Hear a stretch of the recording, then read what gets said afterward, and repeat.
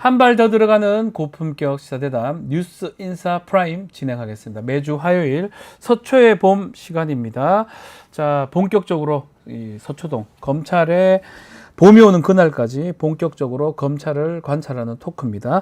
자, 이현주 변호사, 권영철 대기자와 함께 하겠습니다. 두 분 안녕하십니까? 안녕하세요. 네, 오늘은 이 얘기 먼저 좀 해봐야 될 것 같습니다. 자, 보도에 따르면 검찰이 문재인 전 대통령 뇌물수수 피의자로 수사를 하고 있다고 하는데요. 대기자님, 일단 이 상황 설명 좀 부탁드리겠습니다. 검찰이 올해 초부터 문 전 대통령 사위 부정 채용 의혹과 관련해서 수사를 해왔는데요. 네. 올 1월에는 문 전 대통령 부부 계좌를 압수수색을 한 데 이어서 네. 같은 시기에 사위 서 씨와 홍종학 전 중소벤처기업부 장관, 최수규 전 차관을 소환 조사했고요. 2월에는 백운우 전 청와대 민정비서관과 주영환 전 경호처장을 불러 각각 조사를 했어요. 네. 5월에는 조현옥 전 청와대 인사수석을 직권 남용 등 혐의로 입건을 했습니다. 임종석 당시 청와대 비서실장 민정수석으로 재직했던 조국 혁신당 대표도 지난달 20일과 31일 각각 참고인 신분으로 조사를 했습니다. 아하. 검찰이 이제 지난달 30일 그 딸 다혜 씨와 관련해서 주거지 압수수색을 했는데 네. 압수수색 영장에 문재인 전 대통령을 피의자로 적시를 피의자, 합니다. 범죄 혐의가 있다. 예, 그게 이제 이상직 전 의원이 2010 이미 이스타항공 승무원 부정 채용과 관련해서 유죄가 선고된 사람 아닙니까? 그렇죠. 근데 그때 이제 이 사위도 부정 채용을 했다 이런 의혹을 받고 있는 건데 네. 검찰이 지금 문재인 대통령의 구체적인 뭐 혐의나 관련성이 드러나지도 않았는데 압수수색 영장에 피의자로 적시함으로써 세간에 알려지게 만든 이런 사건인 겁니다.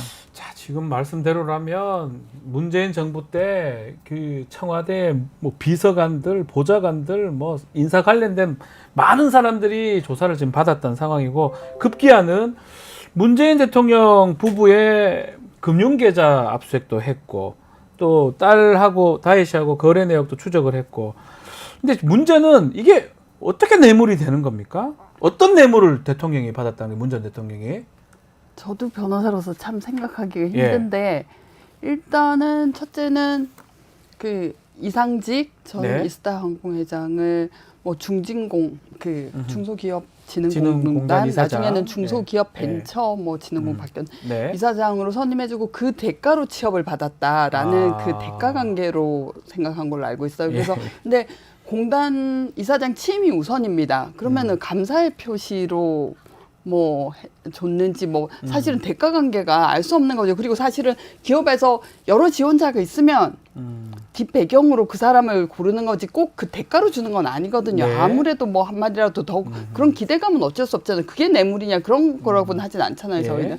그래서 그런 취업의 기회 자체가 편이고 특혜다라는 관점인 건지 아니면은 경제 공동체로 봐서 이 사위가 받은 급여는 뭐 곧 이 문재인 대통령이 받은 경제적 이득이라고 보는 거지. 저는 검찰의 상상력은 납득이 안 갑니다. 근데 또 그 후자의 경우는 법률적으로 구성하는 게 문제가 예. 있는 것은 급여는 노무재강의 대가로 받은 거지. 일했으면 일한 거 아닙니까? 그렇죠. 일 안 하고 받았으면 뭐 그런 것도 가능하겠지만 그건 아니거든요. 사실 뭐 이재용 삼성회사 부회장이 좀 말 같은 거는 그건 너무나 명백하잖아요. 네. 그런 뭐 회사와 거래를 했다든지 아니면은 회사에 노무를 재고 그런 계약 자체가 없었으니까요. 그래서 전자라고 해도 좀 구성해야 곤란하고 대가 관계라는 것이요. 두 번째라고 해도 더 이상하고. 우리가 말하는 뇌물은 좀 간단하게 말씀드리면 대가성 있고 공무원한테 금품을 줘가지고 그 대가의 혜택을 보는 건데, 이거 좀 죄송한 속어서 3쿠션 같아요. 몇 쿠션인지 모르겠는데 뱅 돌려가지고 결국 너 이익 본 거 아니냐 이거잖아요. 이제 그 취업 이익이라는 것도 있잖아요. 뭐 될 수는 있겠죠. 예, 될 수는 그러니까 있겠죠. 어쨌건 누가 봐도 그 문재인 전 대통령 전 사위 서 씨를 채용하는 과정이 보면은 적절하냐라는 의문은 그것도 문제가 되군요. 제기될만 하죠. 네. 항공 경험이 전혀 없는 게임 뭐 개발하던 사람을 갑작스럽게 전무이사로 이제 채용하는 거는 네. 누가 봐도 좀 특혜성이 있는 것 같다. 근데 그게 과연 그러면은 문재인 전 대통령의 성정상 정말 그 사위의 취업을 청탁을 했겠느냐. 그런 정황은 아무것도 없는데 그냥 뜬금없이 이제 사위 채용 비리 수사하다가 딸 주거지 압수수색하면서 갑자기 거기에 문재인 대통령 전 대통령을 피의자로 적시를 해버리는 거는 이게 뭔가 지금 수사는 사실 타이밍이 중요하잖아요.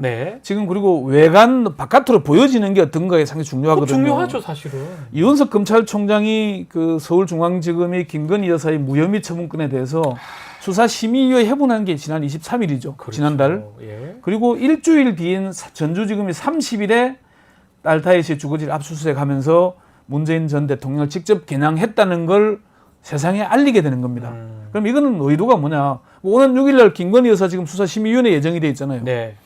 이 김건희 여사에 관련된 보도가 많이 나올 텐데 이거를 문재인 전 대통령 사건으로 이슈로 덮는 꼴 아닌가. 결국 검찰이 할 수 있는 게 여론의 주목도를 김건희 여사에 대한 주목도를 떨어뜨리기 위한 것 아니겠느냐. 그런 의혹을 사고 있는 거죠.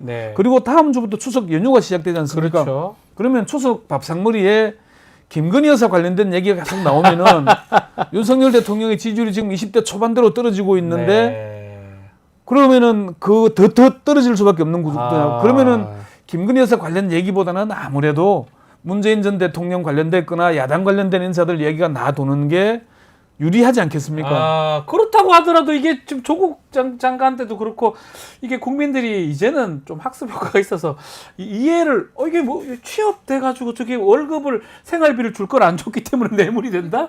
이게 내분 어때요? 이거 사람 손을 많이 탄 사건은 이유가 있는 겁니다. 안 되기 때문에 안 하는 거죠. 그렇죠. 되면 처음부터 했겠죠. 그래서 이게 좀 7년 됐어요, 이 사건. 그 과정을 살펴보면 제일 처음에 이 문제를 제기한 거는 국회 본회의장에서 당시 그 곽상도 의원이 이 특혜 채용 의혹을 제기를 했어요. 그래 지금 생각하면 참 50억을 퇴직금으로 아드님이 퇴직금으로 받은 그게 더 감명하잖아 이거보다. 그래서 2019년 3월 1일이고 2022년에 시민단체가 고발을 합니다.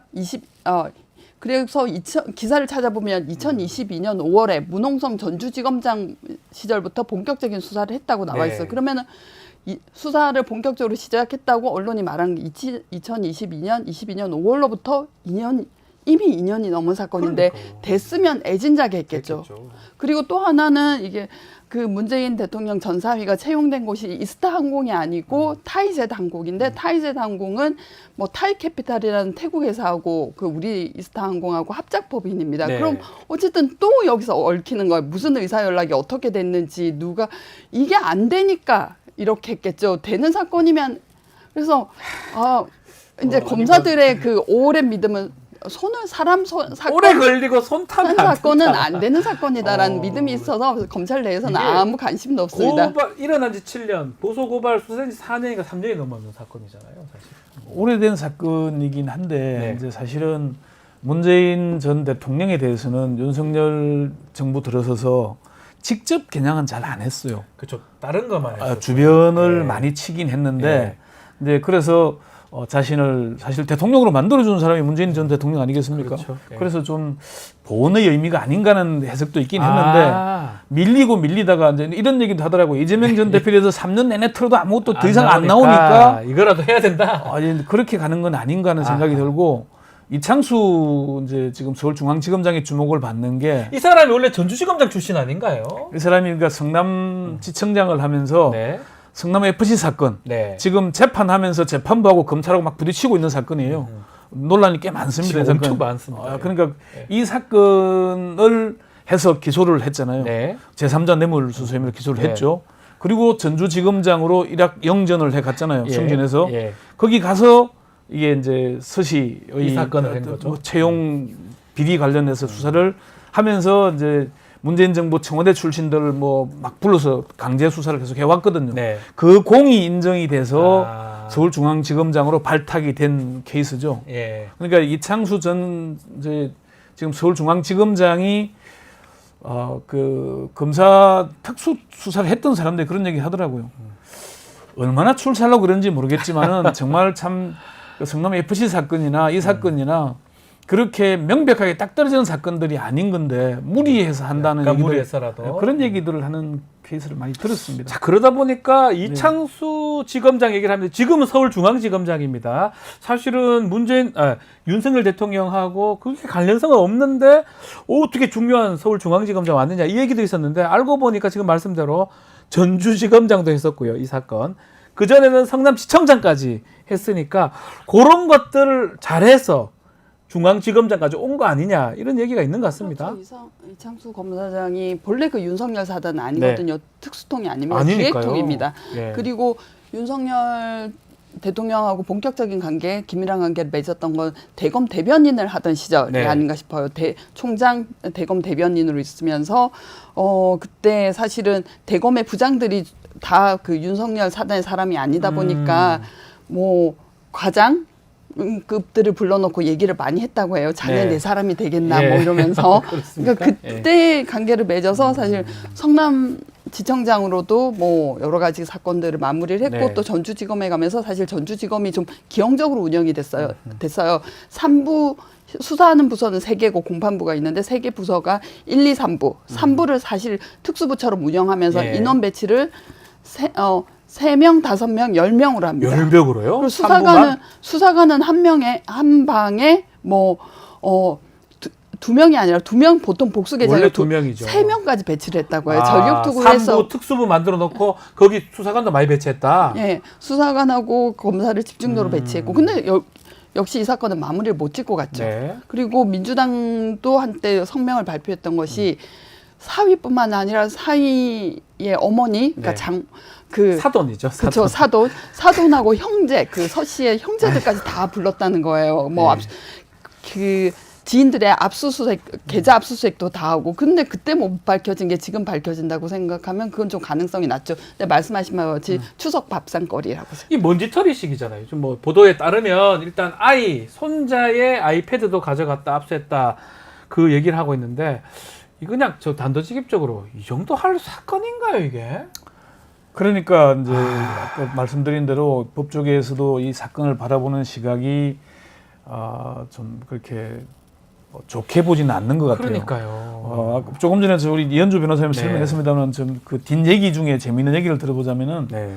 그 당시에 추미애 이제 법무장관이 와서 인사를 하면서 이른바 부장들, 검사장들은 좀 그 윤석열 사단들이 다 바깥으로 이제 네. 내쳐졌잖아요. 지방으로 갔어요. 그때. 그러면 이제 윤 대통령이 얘기할 수 있는 유일한 사람이 이창수 대변인이었다 그래요. 그래서 과장급. 아침부터 오후까지 아주 하루에 뭐 서너 시간씩 오랫동안 얘기를 했다 그럽니다. 온갖 얘기를 다 했다 그래요. 그러면서 이창수, 예. 아주 이런 유대관계가 깊어졌다. 그런 뒷얘기가 있습니다. 그런 얘기가 있고 지금 이 수사에 대해서 지금 네. 사실 수사가 뭐 이창수 전주지검장 시절에 수사를 했습니다만은 네. 아직 진행 단계 아닙니까? 문 전 대통령 조사도 해야 될 거고 시간이 걸릴 겁니다. 그렇지만은 아까 말씀드린 대로 추석 밥상머리 때문에 갑자기 이거 사건을 외부에 사실은 그 고의로 미필적 고의로 그 피사실 공표하는 거잖아요. 그렇죠. 수사는 사실은 또 밀행성이 중요하잖아요. 그러니까요. 그럼 대놓고 수사를 하는 이유가 뭐겠느냐? 그러니까요. 증거가 있건 없건 관련성이 있어 보이니까 포괄적 뇌물죄 적용이 가능한 대통령 출신이니까 하는 거다. 이런 걸로 보이는데 사실 지금 검찰이 압수수색 영장에 문 전 대통령을 뇌물수수 혐의 피의자로 적시를 해놓고 그러면은 소환 조사를 할까? 아니면 김건희 여사 때처럼 출장 조사를 할까? 또 이런 문제가 제기될 수 있는 거고요. 거기다가 그러면은 저렇게 하고도 기소하지 않고 무혐의로 처리할 수 있을까? 이런 얘기 있거든요. 옛날에는 특수부 검사들이 이게 지금 그 인지 수사인 셈이잖아요. 그렇죠. 특수부 검사가 인지를 하고 무혐의하면은 그건 특수부 검사의 수치다 이런 얘기가 있었어요.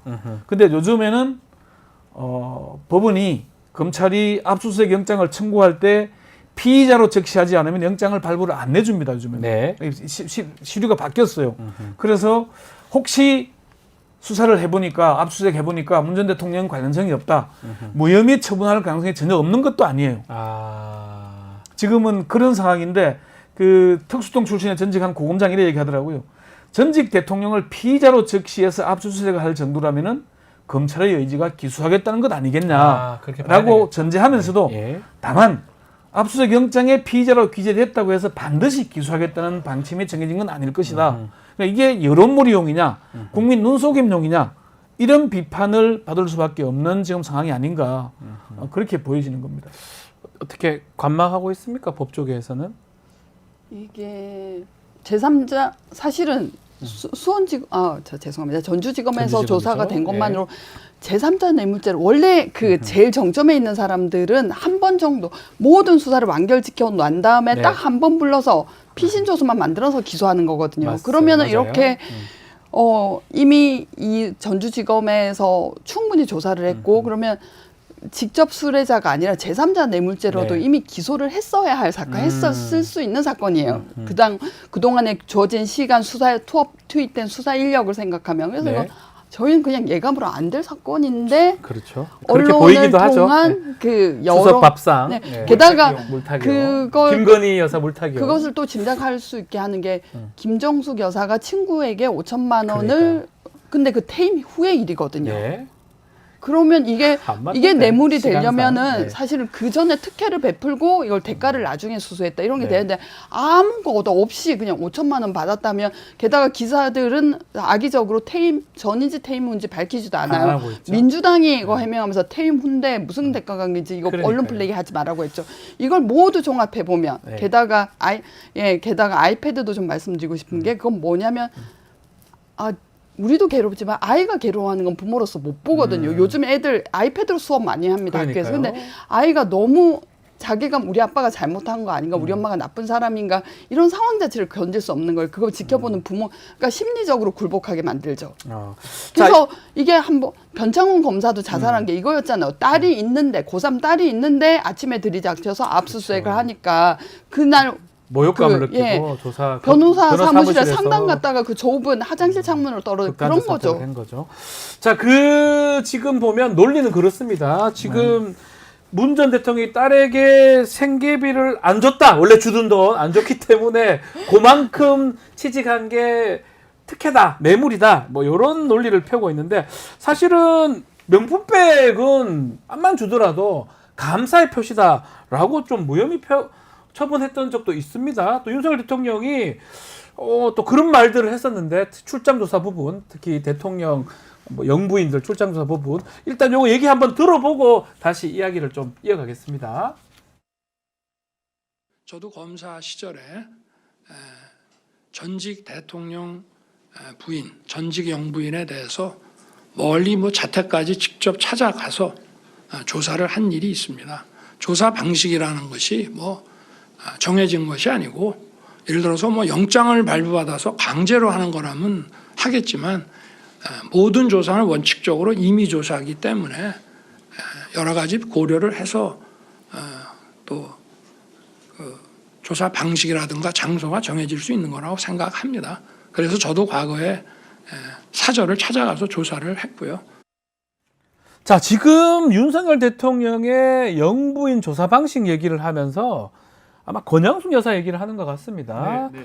김건희 여사, 권양숙 여사 같이 비교선상에 두고 이렇게 얘기를 하는 것 같은데 그렇게 하는 게 맞습니까? 어떻게 보십니까, 배 기자님? 윤 대통령이 설명한 거는 2012년 네. 윤 대통령이 그 대검 중수부 중수 1과장 시절이거든요. 중수과장 할 때. 네, 중수 1과장 시절에 김해 봉화마을로 가서 권양숙 여사를 이제 조사했다라고 네. 얘기했는데, 근데 이게 지금 윤 대통령의 설명은 그 김건희 여사에 대한 검찰의 출장 조사가 문제가 없다는 걸 지금 설명하는 용도잖아요. 네. 그런데 윤 대통령의 설명은 사실 설득력이 좀 떨어집니다. 당시에 그 지금 김건희 여사는 피의자로 조사를 받잖아요. 네. 근데 권양숙 여사는 참고인이었고, 참고인이고. 그리고 권양숙 여사는 이미 그 전에 검찰청에 출두해서 조사를 받은 적이 있습니다. 그런데 그거를 지금 같은 걸로 놓고 얘기를 한다는 게 말이 안 되죠. 네. 그리고 윤 대통령이 사실은 저 얘기를 했을 때 저는 제가 현장에 있었더라면 기자들이 이런 질문을 해야 된다 이런 생각을 합니다. 첫 번째, 그러면은 당시에 조사를 갔었을 때 휴대전화를 맡기고 조사를 임하셨냐? 그러지 않았겠죠. 조사를 하는 네. 검찰이 주도를 해야 되는 거잖아요. 검사가. 네. 두 번째는 그러면은 검찰총장이 출장 조사 가지 말라고 했는데도 그걸 이를 어기고 가신 거냐? 이 두 가지를 꼭 물어봤으면 했다. 그거 했으면 답을 못 했을 겁니다. 예. 그러니까 그 얘기 이런 상황이 완전히 다른데도 저렇게 답변을 하는 건 참 전형적인 내로남불 아, 그 아니겠나. 고양수 여사 그때는 퇴임해가지고 아무런 힘이 없는 거고 지금 김건희 여사는 원 오브 원이잖아요. 좀 최고로 높은 사람인데 권력자라 해야 되나? 그거 상황이 다 기본적으로 봐 다르지 않나요? 지금 상황이 퇴임해가지고 아무런 힘 없는 사람 그리 가서 사는 거하고 하여튼 납득하기 어렵습니다. 노무현 대통령의 네. 따님이 피의자였고 그러니까요. 외국한 거래법 피의자였고 권양숙 여사의 신분은 참고인이었죠. 참고인이었습니다. 차이가 있습니다. 알겠습니다. 하여튼 그 조사 상황 한번 지켜보기로 하고 다음은 심우정 검찰총장 후보자 잠시 후에 청문회 열리는데 이 얘기도 한번 다뤄보겠습니다. 지금 심우정 후보자가 기조실장을 했습니다. 법무부에서 윤석열 검찰총장 시절 때 징계를 반대해서 결재도 거부했었는데 이게 아마 좀 눈에 띕니다. 그때 좀 이렇게 윤석열 대통령하고 좀 친분 관계가 있었는 거 아니냐 뭐 이런 얘기도 하는 것 같은데 이거 어떻게 봐야 됩니까? 윤석열 사람 맞습니까? 심우정 후보자?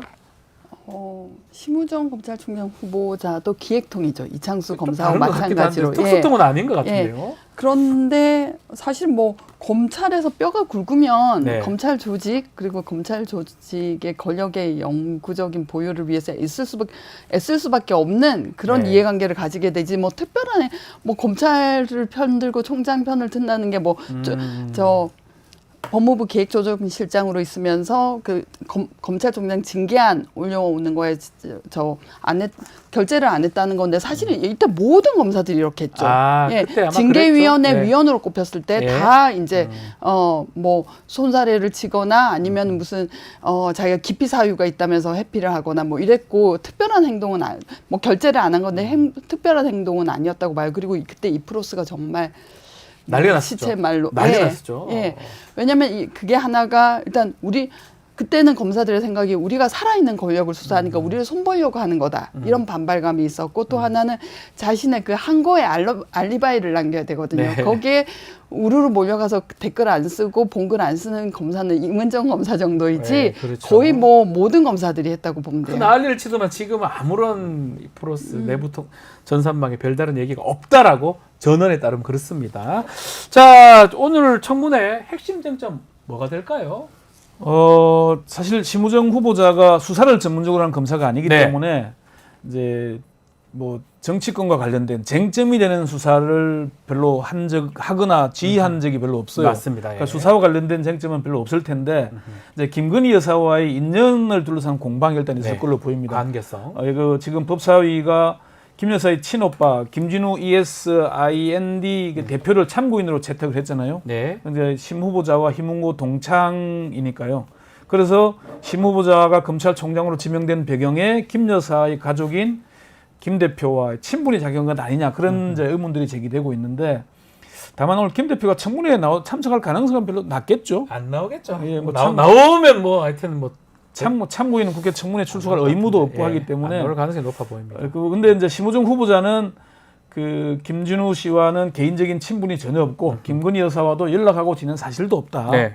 윤석열 대통령하고는 근무연은 윤석열 대통령이 서울중앙지검장으로 왔을 때 형사 1부장으로 3개월 정도 같이 근무한 것밖에 근무연이 없어요. 네. 그래서 윤 대통령이 뭐 심우정 후보자를 찍었다기보다는 사실은 민정수석 김주현 민정수석과 심우정 지금 후보자는 되게 가까운 사이예요. 검찰과장이에요. 검찰국장과 검찰과장 사이뿐만 아니라 예. 대검에서도 같이 근무를 예. 하고 했기 때문에 여러 차례 근무연으로 얽혀 있어서 그런 연으로 간 것 아닌가. 요게 지금 이제 쟁점이 될 것 같고요. 예. 물론 오늘 쟁점은 김건희 여사의 이제 수사 심의위 관련 그렇죠. 그리고 서울중앙지검의 무혐의 처분이 옳은가에 대한 이제 뭐 답변 그리고 문재인 전 대통령에 대한 수사가 적절한가의 여부 이런 것들이 주가 될 것이고요. 될 것 같아요. 그 동부지검장 시절의 특활비 문제 조금 전에 다루신 뭐 그런 문제들이 지금 주요 쟁점이 될 건데 그보다 조금 더 이제 더 나가면은 네. 야당이 그동안 민주당이 해왔던 검찰 개혁에 대해서 심우정 후보자가 뭐 공개적으로 반대 입장들을 표명을 했었거든요. 네. 그런 부분들이 좀 쟁점이 되지 않을까. 그 부분은 우리 이현주 변호사가 더 잘하실 것 같습니다. 그거 같이 해서 앞으로 뭐 임명이야 또 되겠죠. 어차피 네, 예, 통과 안 되도록 예. 임명해 버리니까요. 검찰총장이 이제 심우정 후보자가 되면 검찰 조직은 어떻게 흘러갈 것 같습니까? 저는 뭐 심우정 검찰총장 개인의 성향이나 뭐 검찰 간에 의해서 좌우될 수 있는 부분은 적다고 보여집니다. 왜냐하면 이원석 검찰총장이 뭐 디올백 특별수사팀을 만들었다가 순식간에 식물총장을 이 되는 걸 봤는데 네. 그리고 본인이 뭐 운신의 폭 자체가 없죠. 물론 이미 민정수석에서 말 잘 들을 사람만을 중에 선정을 했을 때고 첫째는, 두 번째는 이원석 총장의 전례를 받고, 그리고 세 번째 모든 검찰총장의 이제까지 사명은 그 우리 검찰권이 축소되는 걸 내 임기 동안은 못 본다거든요. 내가 나오고 난 다음엔 괜찮아. 근데 이게 우리 조상이 물려준 땅을 다 노름으로 팔아먹는 삼촌꼴이 되는 거라고 생각을 하시더라고요. 이게 종중을 망치는, 그건 어느 총장도 자기 임기 동안은 절대로 볼 수 없다고 생각하고 있습니다. 네. 그게 이원석 총장이 저렇게 식물총장으로 오게 된 것도 방금 이현주 변호사가 말씀하신 그 대목 때문이거든요. 네. 내가 총장 시절에 검찰청이 공소청으로 전락하게 되는 걸 못 보겠다. 그래서 김건희 여사 소환 조사는 해야 된다. 네. 이거에 이제 이원석 검찰총장 스타일이 아주 외관을 참 포장을 잘하는 겁니다. 네. 그러니까 무모하게 윤석열 대통령이나 한동훈 대표나 이런 수사 스타일은 저돌적으로 그냥 목표를 향해서 밀고 가는 건데 이 스타일이 좀 그런 차이가 있거든요. 그런 이원석 총장도 지금 이제 찐윤이었잖아요. 찐윤인데 지금 이제 식물로 전락하는데 예. 그러면은 심우정 총장이 주는 메시지는 뭐겠느냐? 조직 관리 잘해서 그거는 잘해라. 시키는 대로 해라. 그리고 저 용산 넘기다 볼 생각하지 마라. 네. 이런 취지의 메시지가 이미 충분히 가 있는 상태 아니겠습니까? 아하. 그러면은 그리고 사실 전에도 말씀드렸지만은 그 5년 임기 중에 검찰총장을 3번 임명할 수 있잖아요. 네, 2년. 2년 1년쯤 되는데 두 번째 총장은 사실 관리형이 맞는 겁니다. 그렇죠. 딱 두 번째죠 지금. 네. 특수통 출신들은 이른바 사냥 본능이라는 게 있잖아요. 네. 수사로 뭔가 입증하려고 그러는데 기획통들은 조직 관리에 특화되어 있는 사람들이잖아요. 네. 그래서 그렇게 가지 않겠는가. 윤 대통령이 사실은 제일 두려워하는 조직이 검찰이라는 얘기가 있어요. 네. 본인도 그렇게 왔기 때문에. 본인의 해온 일을 알기 때문에. 네. 그래서 심우정 기획통을 채택한 게 아닌가. 그러면 앞으로 검찰 흐름은 그냥 일상적인 걸로 가거나, 아니 물론 계속 해오던 야당에 대한 뭐 수사는 계속 할지 모르겠지만은 뭐 그렇게 가지 않겠느냐라고 보는 거죠. 알겠습니다. 자, 오늘 말씀은 여기까지 듣도록 하겠습니다. 권영철 대기자, 이현주 변호사와 함께했습니다. 오늘 말씀 감사합니다. 네, 수고했습니다. 고맙습니다.